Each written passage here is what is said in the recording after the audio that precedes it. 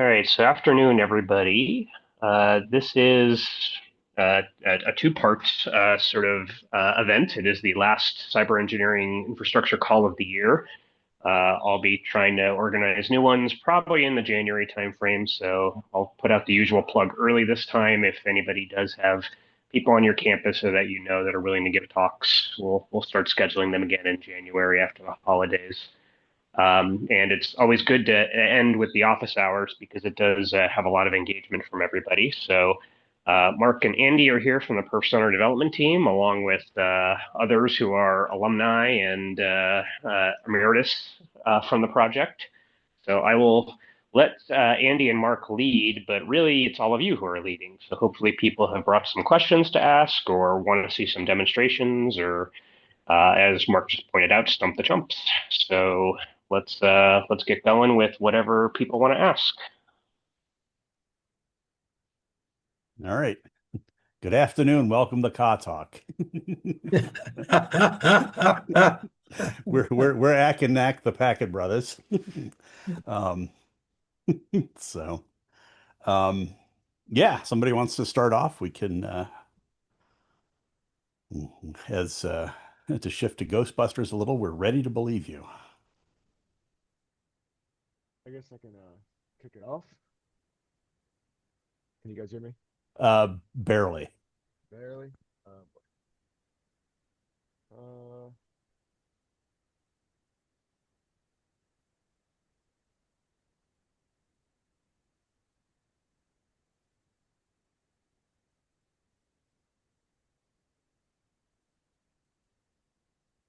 Well, either we've lost audio completely Is or that oh, that that's much better? better. That's much better. Yeah. All right, great. Awesome. All right, so hi guys, I'm Dennis. I'm from Illinois State University. I'm part of our networking team here. And so we're deploying perfSONAR as part of our new Science DMZ network. And so question I had specifically was about SSL certificates. I tried putting it on a couple weeks ago, and I ran into a problem where when I would go to the Grafana dashboard, it wasn't able to query anything, or it was returning HTTP traffic, and so all the graphs were just showing, a triangle and error 500. I was wondering if you guys had any uh you know recommendations for how to fix that. I changed so many different configuration files. I have no idea what I was doing, honestly, and I couldn't find a lot of answers online. So that's when I kind of found this call. Yeah. So without knowing all the details of exactly what you did, you should be able to install a certificate on the just the Apache server that you're on, and then pretty much everything behind that is behind a proxy. Um, so by default, obviously it ships with a self-signed certificate. So the good news is most of the clients aren't too picky about what certificate is there. So in theory, like if you were just to put in place a new certificate, it shouldn't break things. Um, and I assume the certificate you're putting in place was just like a server certificate. You weren't turning on any like expecting client auth to SSL or anything like that, right? Like that kind of changes the tune of it a little bit, but or a lot of it if you're doing something like that. But Right. No, it was a regular yeah. And so were you regular just one. messing with Apache or were you trying to mess with like Elastic or anything like that? Or No, it was just Apache. Yeah. I just put it, let me see if I can sure. Yeah, if you could share okay. screen or anything, that would be Um I was trying to paste a picture into the chat, but it says it's restricted to do that. Oh, Oops, yeah. hold on one second. Let me see if I have the ability to change that. So no, I was just Let's. doing the Apache setup. I put it into the ssl.conf file. And then I'll show you the picture once I'm able to, but Grafana loaded. It was secure connection, but then all of the graphs were returning error 500s, and were saying that they couldn't something somewhere wasn't working because it was passing HTTP traffic to a host expecting HTTPS. I don't know if that's my browser being weird. I actually never tested that part. Um, or if it was on the back end. I'm using Red Hat, by the way, too. okay. Yeah, that should be fine. Um, Yeah.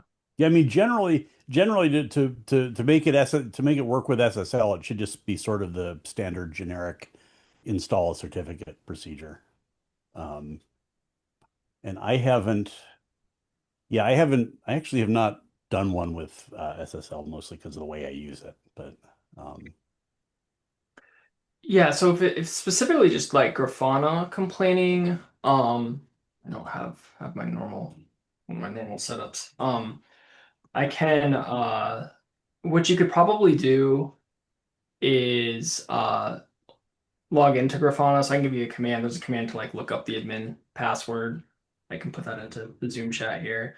And then that'll open some settings on the side where you can look at the data sources, which is like basically what tells Grafana like what databases to talk to, and double check that like your idea about it trying to use HTTP versus HTTPS is good. I think it defaults to HTTPS for everything, but it would probably be worth a look to see what it's doing like when it tries to talk to OpenSearch, because it should just be talking through I think it's just localhost to the local Apache instance, and it should all be HTTPS.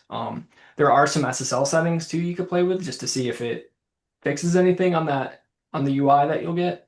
So that might be the next step. And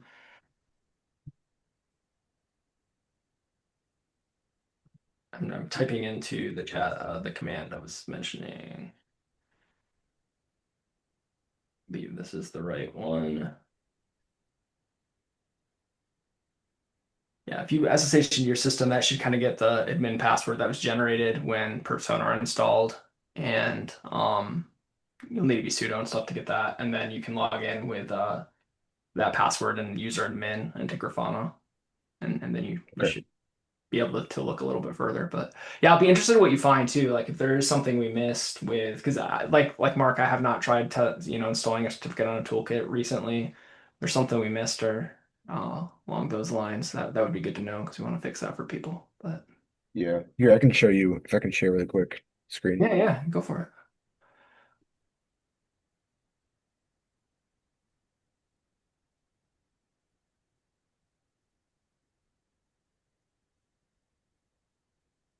This is a oh, screenshot. Oh yeah, interesting. Um,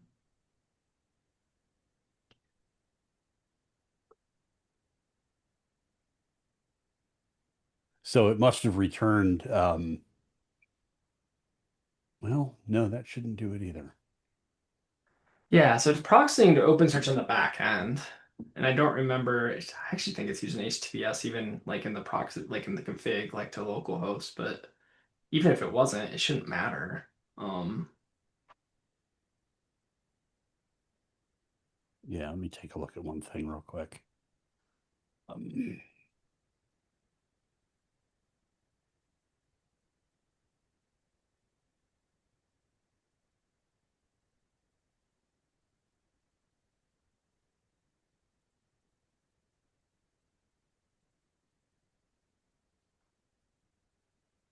Unless there's something, I don't know. yeah, it would. To say, I was wondering if there's something weird about it using localhost versus your host name. Like if you set up, Oh, you yeah, set up that's the possible SSL, too. maybe it's not. Now it'd be weird that it would still, with HTTPS, it would still return something not HTTPS. I don't know how that would happen. Yeah, I mean, because it should. I mean, yeah, that should blow up on the handshake, I would think. Yeah, Um, but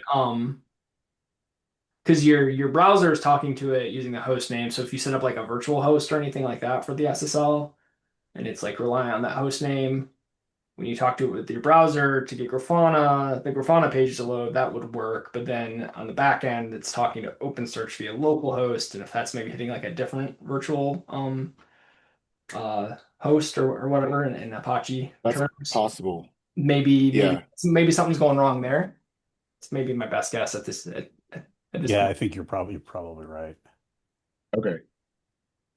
Yeah, I did change the virtual host name because I was doing some weird setup, so I had it changed from the default virtual host to the actual address. And then I had the server name in the block. So maybe that's what it was. Yeah, that feels like there's something like that going on then, if that's what you did. Okay. I'll see if changing it back to the server default fixes that then. Okay. So appreciate that. That was my main question, but I'm here to listen to everybody else's stuff too. Yeah. No, good question. And yeah, let us know too, even if it's, out of band on the list, or just email Mark and I'll be curious to get it fixed. So Yeah. All right. Who's My, next? my question is not exotic, and Mark, I did ask you at last Tech Exchange, the one in Boston. Again, if you can refresh my mind as to the negative latency issue, Ah, yes, time travel.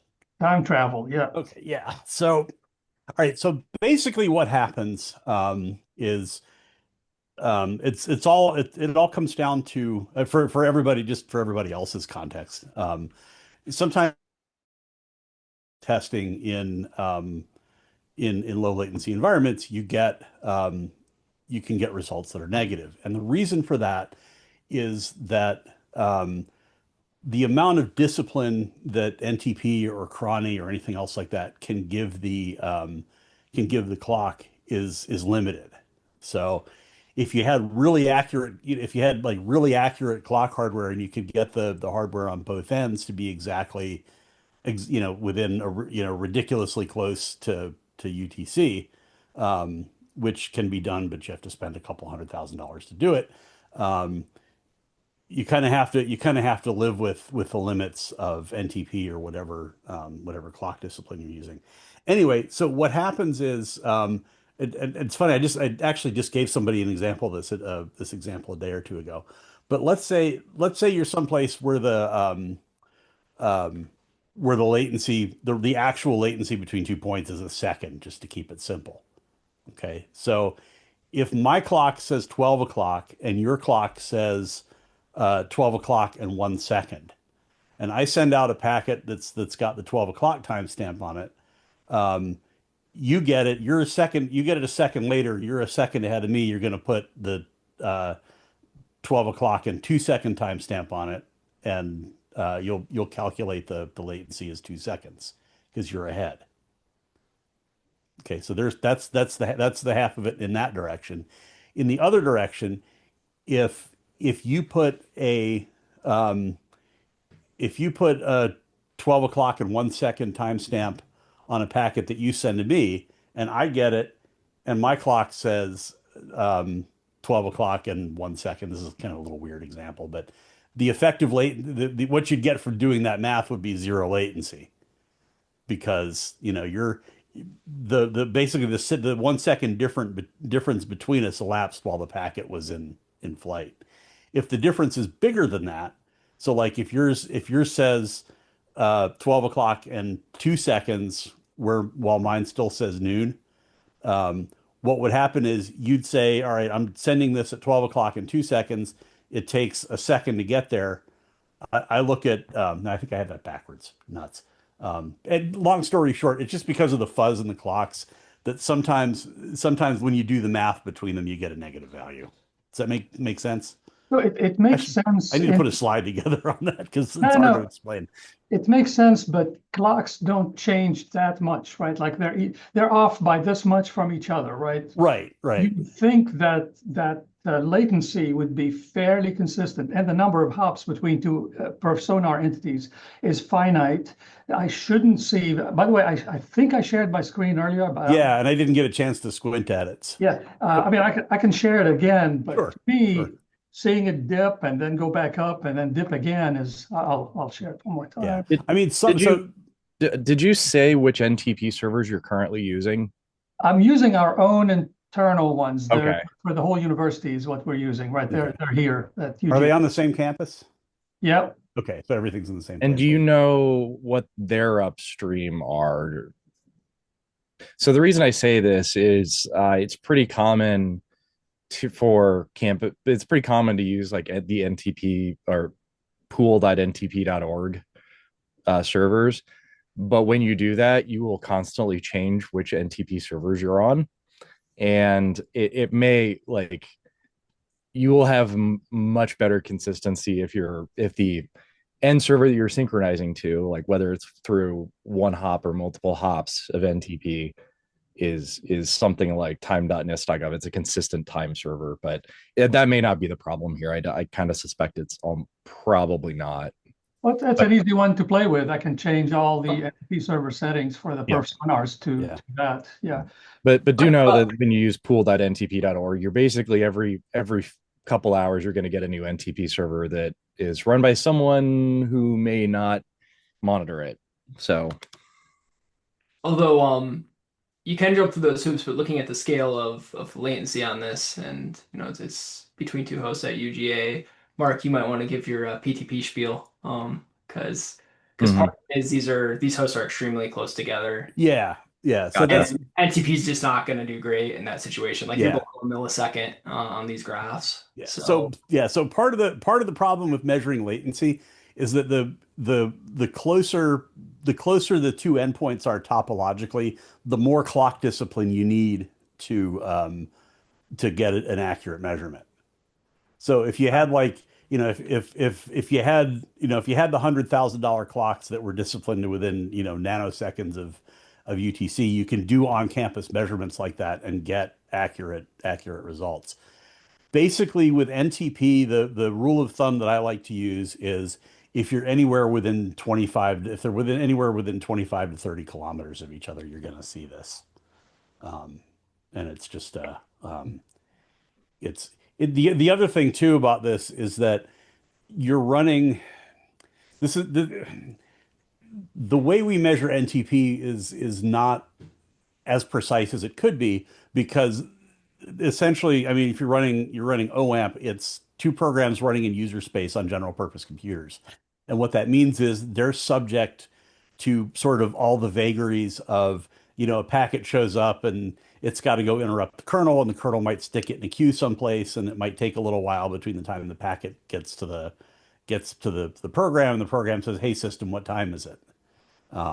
And that's a problem that can be solved to some degree with the precision time protocol and modern network cards that can timestamp packets or can grab the timestamp that a packet left or arrived.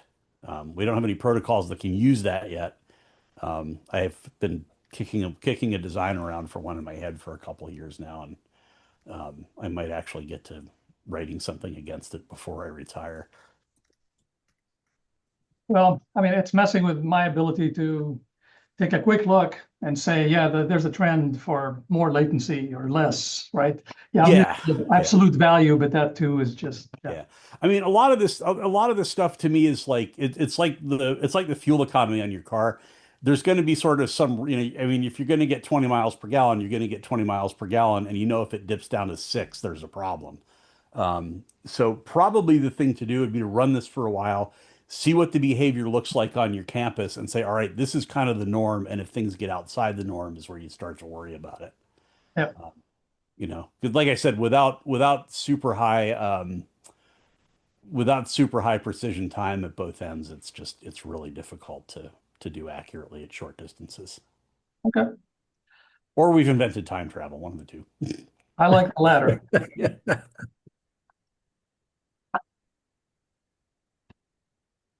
So yeah, I mean it's a fascinating subject, and I mean I could probably sit here for an hour and talk about it, but I don't want to bore everybody.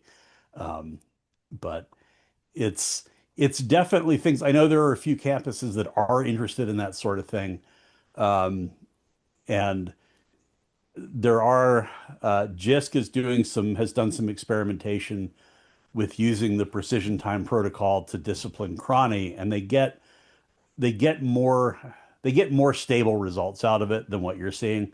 And again, if you're running NTP, you're kind of at a short distance, you're kind of within the what we'd expect from that kind of that range, as it were. I forget the guy's name. He's from, I think, George Washington. He had Andrew Gallo. yes. I he said he was presenting something about it. He didn't want to talk about it during TechX last year, like he was going to. Yeah, he gave a talk about that. That might have even been, I mean, Jason would probably know off the top of his head. That might have even been during this series. Um, Okay. but yeah, I remember seeing that talk too. He covers a lot of that stuff. Yeah, that was during this. So let me Awesome. search for that link and I'll pop it into the chat Thank you. when I find it. Thanks. Jason's such a good host. Um, yeah, James noted in the chat that using using PTP to do hardware timestamping does require a network card that supports it. And Not actually, just the network card, but the network switches and routers in between. because that's how all that stuff gets Yep. transported. So that's and that I think is sort of the more important point. Mm-hmm. Um, yeah, I mean NTP is good for most things, but as you get to more stringent requirements, it kind of falls on its face. So Well, that does that answer your question, right? it does. It does. I mean, and I will Oh, what James suggested. Just for the fun of it, I'm going to switch to an outside time server. See how that affects this. No, either way, you answer my question. So Yeah. Yeah, it's Well, it's worth trying. I don't know that it's going to affect it based on what Mark's saying, but it's worth at least well, I giving it mean, a try. you said you had a time server on campus, right? yeah, Is it like plugged into GPS or does it use GSM or CDMA or something? no, Oh, just okay. Oh, okay. So you're all right. Yeah. So um, it's a pretty small investment actually to do a GPS based time server, um, and it might be worth doing because that will take away some of the problems. When you said you had a time server on campus, I figured you also meant you had a Stratum Zero reference for it, but so if you don't, then that's a problem. yeah, Um, and yeah, totally. If it's just using the pool or something else like that, that will definitely show you a whole lot of variation. Um, yeah. Okay. yeah. So even you're Georgia, right? Is that right? Yep. Athens. Yeah. Yeah. Okay. Um, Yeah, well, the other thing you also might do that if you can is if you know people at other campuses that have time servers that might be GPS discipline, you might ask if you could just use one for a while and see how it does. Because at least if it's another institution that's plugged into either a regional or you're both plugged into our POP in Atlanta, then you might end up with kind of a short hop to get there and less inconsistency, and you'll probably get better time out of it. Yeah, I'll probably use my colleagues at Georgia Tech. Yeah. They're very close to us, so we'll Cool. Yeah, do that that. would that might help a lot. And if it works out, I mean, if it works out for you, you can always point your time server at them too. Um, Yeah, there's so, yeah, that's a good point. all right, cool. You coming to TechX this year? I am. So Oh, I'll see you grab all. me. We can sit and kill time and talk about time. Yeah. So, all right. Anyone else have a question? So far, there has been limited chump stumpage today. Well, I have one that's not it won't stump any chumps or otherwise because it's way, way, way too basic. Am I still sharing my screen? No, I'm not. No. Same one, like anywhere I don't see data, I'm assuming usually a firewall is blocking it. I'll show you real quick because the question is very brief. Sure. So these two here, our border router from the inside to outside our border router, external, right? So this is two sides of the same router, right? two sides of the same router, they're in two different VRs, right? In between, the traffic has to flow through our border firewall. Mm-hmm. Data is what it is, except bandwidth data isn't there.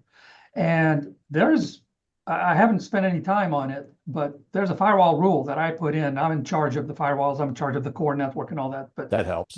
rule number one on our border firewalls is allow any perfSONAR nodes IPs to connect on any protocol, any whatever, any port to the other perfSONAR nodes. So I haven't spent the time on it, but is there any other exotic reason other than a simple, there has to be a policy, either host base or otherwise, that's keeping traffic from being measured? So that's, were you going to take that, Andy? Yeah, well, Yeah, go I for got it. a couple. You probably have a couple more. Oh, So yeah. yeah, so there's a few other reasons, right? So firewall, you're right, is often, pretty common one we run into.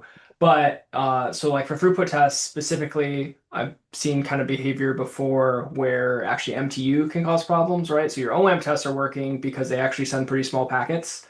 And so depending on what your MTU mismatch looks like, those might be getting through. Um, and whereas the throughput they won't because right they're sending bigger packets. So sometimes that can be the cause.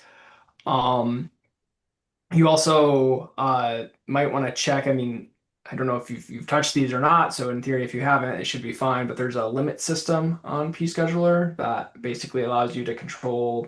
It's like further, limiting what types of tests can be run to the host. So if something is out of whack there and it's preventing the test, that could be another reason you're not getting results. Usually in these cases, I find it useful to actually log into the command line and just run some throughput tests by hand and see what it spits out. There's also ways I know that Mark can tell you to dig them out of the API, but that's usually the fast and easy way. And then you can mess with parameters to your heart's content and things like that to see what sticks. You mean run iPerf by hand or schedule? No, just run. No, just run pscheduler by hand. So scheduler. pscheduler task throughput, and then like the source dash dash source dash dash dash, and just see what happens, right? So like if it's a limits issue, like I mentioned, it'll spit that right out at you Yeah. and let you know something's off. Another common one, which I don't think is your case, but relates to our discussion about time, is if the clocks are like significantly off, like it has to be like multiple seconds at least. Like I don't know if it's gonna be like 10 seconds, The maybe. one Like second is the 1 second slop is the Oh, okay, it's 1 second stop. Okay, so I guess it's a little bit closer, but you had latency graphs up there and they didn't look. yeah. We already had that discussion, but still they were drifting enough to I think cause that problem. But basically, if the clocks get off by multiple seconds, then basically one end will think, oh, it's time for the test and bring up the server either too early or too late, and then by the time the client starts up, the server will be gone. Or I guess it could be the reverse. The server won't have been brought up yet, and so the Right. client will try connecting and won't be there. So that's another common cause of missing throughput tests. Yeah, So this is like going to the doctor. There's a $45 charge if you're not on time. So yeah, so I guess some of the other things you can look at too. I mean, yeah, I think Andy's right. The best thing to do is probably just log on to the machine and have a look at it, and maybe run a couple of tests. One thing I will suggest that you do if you're going to run tests by hand, the task command has a switch called full. So you say pscheduler pscheduler task double dash full, and then whatever the rest of the command line arguments are, and that will dump out. If the thing runs successfully, it'll like if it runs successfully, you wouldn't have this problem, but it'll dump out some extra diagnostics if the thing blows up. Full FULL would be the switch. Yes, yeah, it's Okay. double dash full. Yep. So yeah, I mean, and the other thing too, the other thing you might look at as well is, um, take a look at. I take it, are you running these in a mesh like with PS config? Yes. The other thing to make sure as well is, of course, that, I mean, and um, do you get throughput measurements on across other pairs? I do. Okay, so that's yeah. So it's I would be leaning toward network interference basically is the likely case. There is another thing you can run. There is another command you can run. It's pscheduler clock and then the name of another host, and it will grab the time from both of them and it's a rough comparison, but it'll give you some idea whether or not the clocks between them are safe to use or not. Okay. So, but again, I mean, even if everything's disciplined by NTP, you should still be within a second, and you should still be good. Every once in a while, I bump into a host where like um, the NTP server has died or just was never started for some reason, and it's kind of wandering around with whatever the RTC and the computer's doing. So, No, I'll look into that. okay. I appreciate it. Yep. And I guess just one last thing worth noting to look for, which again, if you're getting other P-schedule results, is probably not it. But I ran into this yesterday with some folks at the summit at the Vera Rubin Observatory. If your P-scheduler runner gets wedged too, that would also start it. So the test will get scheduled, but the run's the thing that actually like executes iPerf. If that's wedged for whatever reason, that can also cause it. But again, you have other test results running just fine, so I doubt that's it. But since that did just happen yesterday, Yeah. I And there should is mention it. Yeah, and there is stuff. I mean, if the runner starts a test late, there'll be something in the logs about it, as Yeah. it complains about it. One other thing you can do as well. You're familiar with the pscheduler troubleshoot command? Yes. Okay. Not One of the familiar from your documentation. I used it once, so Okay, well, that's, more familiar than if you haven't.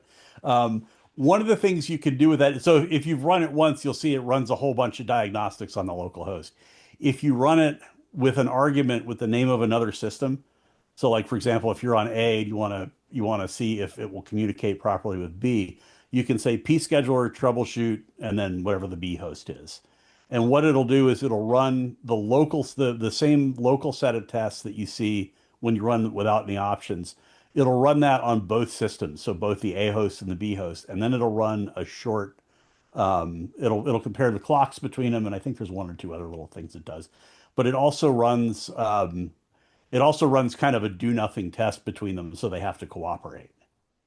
And you'll see the results of that if that fails. So that may also give you some insight as well. okay. But yeah, if I was betting money, network interference would be it because I don't know, probably what 8 or 9 times out of 10, it's usually the firewall. Yeah. Yeah, what's bugging me is the rules, unless it's host based, but I configured them with Andy's help initially from last, I took the day training thing and everything looked good. But yeah, some things are just not there. Um, so yeah, if it's a host based thing, I configure them the same. If it's a firewall thing, again, that rule at the very top really takes care of it. I don't see any traffic that's blocked, but that's okay. I will look again very closely with NTP in mind and do the troubleshooting, see what else I may pop up there. Yeah, and if you want to drop me a line sometime, and we could probably suss this out in a half an hour. Right. Um, I And think worst I, case, I think you have my address. yeah, and worst case, I'll bug you both or bug you all during in Denver this time. Yeah. Denver, yeah. So Yeah.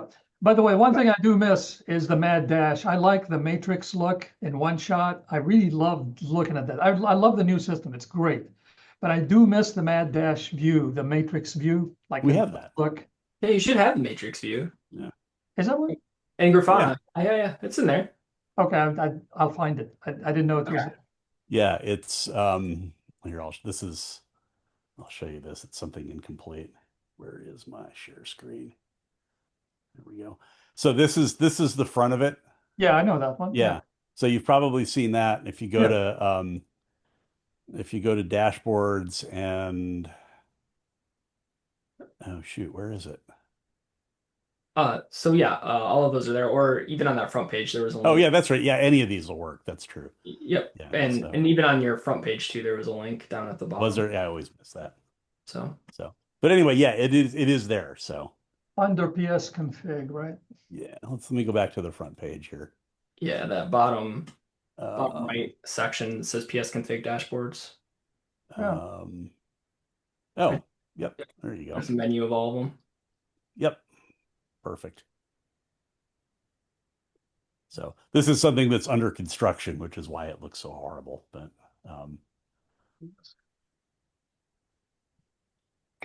You know me, can I contribute as a peanut gallery? absolutely. So I have my little 3x3 grids running that I bring up all the time. And one's on Red Hat, or sorry, runs on EL9 and one is on Ubuntu. And they usually look the same, surprisingly enough. But I just looked at my 3x3 and I'm missing the graphs as well.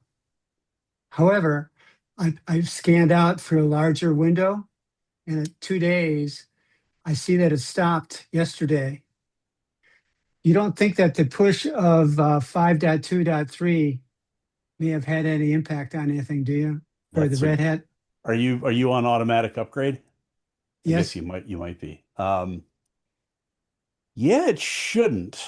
It should. I mean, it literally only updated pscheduler, but we've been by all sorts of things over the years. Yeah, so yeah. We're saying never. So yeah, if Just you want to, like I said, a peanut gallery comment. yeah, well, you know what, Phil, if you want to hang around and look at that afterward, I wouldn't mind doing that just to make sure that we're not going to get any other complaints. and I'd much rather fix it before today is out than have it go over the weekend. Sure. So yeah, stick around for that. By the way, to your point, I have nothing under my PS config dashboards on that left, and maybe I'll share briefly just to prove that. Yeah, so you're only gonna have that if so I don't know like how your host is set up, but if does that host actually point to like a remote PS config? Yeah, Like, oh, it does. Okay, well it should be picking them up automatically then. So yeah. okay. I'll look at, yeah, just to show you, I have nothing here. This is my archiver, right? And oh, that's look at that. it is. There's nothing here. Oh, this is your archive. This is your archiver though. So if this is your archiver host, let's see. Can you click on the host info button real quick for me? I'm sorry. Where There's is a that? host info button on the right. Oh, that, okay. Yep. And then scroll down. There's some PS config metrics, I think, or there's something. So below P scheduler, right there. Yeah, so your archive does not have any remote URLs set up. So if you were to run on that host psconfig remote add and then like the path to like where your tests are getting all their config from, like the URL, then you'll get all the mad dash dashboards. So Okay. yep. Well, good. Been missing out. Yeah, it needs that. It needs that because it sort of can't divine from, what you throw at it, what the structure of all of it is. Is that So, supposed to work if each host is using its own archive? It generally needs to be centralized if each host Yeah. is an archive. Like I had to do a lot of jumping through hoops to get that to work with each host having its own archive. yeah. Yeah. And by the way, Adam, you can send the results to multiple archives if you want.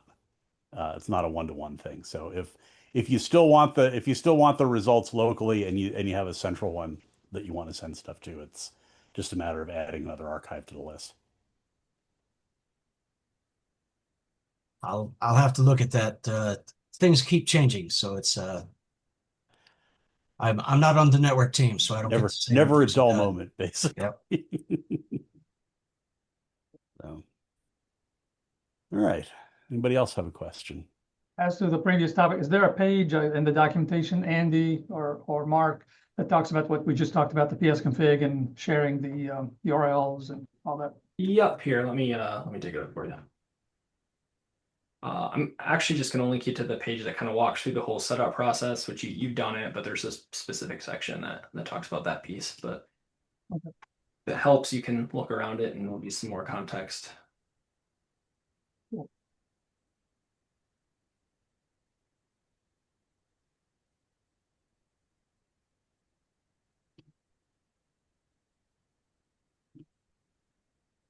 I can take the next question while Andy's poking around there.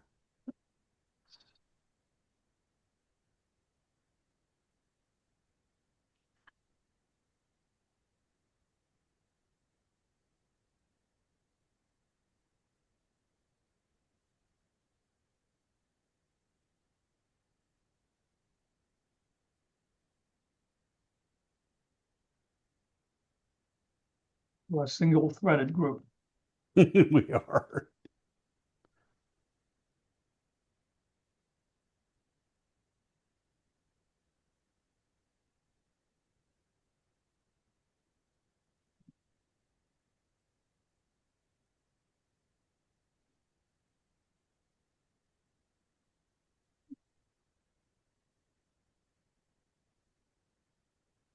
Yeah, there you go. So that should get you where you need to be. Grab it before it disappears.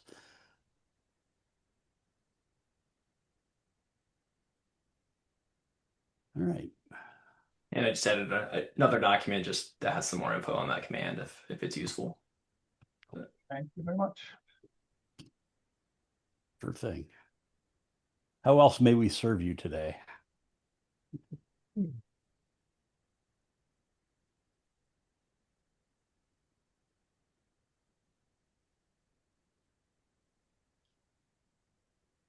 Man, got quiet. can't believe there's no I can't believe nobody has any other tomatoes to throw at us. Well, while people think too, I can do a little bit of a commercial break like I like to do. So since we mentioned last year's TechX workshop, we do actually have another one coming up at this year's TechX in Denver. So I encourage everyone, if they haven't signed up, to sign up for that. Basically, what we do there is go through kind of a completely fresh like perfSONAR install, from getting the test points working to setting up the archive to getting kind of the dashboards going. I think we're going to try and add some new stuff this year too, with maybe some alerting things and stuff like that, depending on what's ready and how much copious spare time we all the instructors all have between now and then. But anyways, yeah, it's always good. We always have a good time. So yeah, I encourage everyone to sign up for that if they're able. So. Yep. Trying to think if there's anything, and of course, I mean, we'll be doing our usual session during the show, during the conference, and there will also be. This is not super official yet, but there will also be a little 20th anniversary party for perfSONAR, because that's this year. That's 20 for us. Birthday cake? Maybe. That sounds always good. You publicize that, that'll bring all kinds of people in. Yeah, I think we're going to send a note out about it to people who are on the advanced networking and security tracks, because probably trust and identity doesn't care. But yeah, if you're signed up, keep an eye out for that. What else is going on that's perfSONAR related this year? The netcoder BOF will be back again, which is not really perfSONAR related, but AJ Ragusa and I will be hosting that. And yeah, I think that's the end of the commercial break. Okay. Sounds good. Anybody else have any No. questions, thoughts, ideas, complaints? An advanced question. When you go to 5.3, there was the warning that all the mad dash grids are going to stop working again, or stop working, period. The original mad dash grids. If I just turn off the repo, if I change the enable to disabled in the perfSONAR repo, is that enough to prevent the hosts from updating?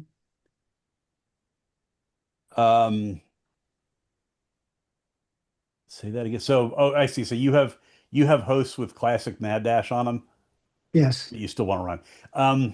Yeah, I just if you disable the perfSONAR repo, then you shouldn't see any updates to that. Got it. Um, Okay.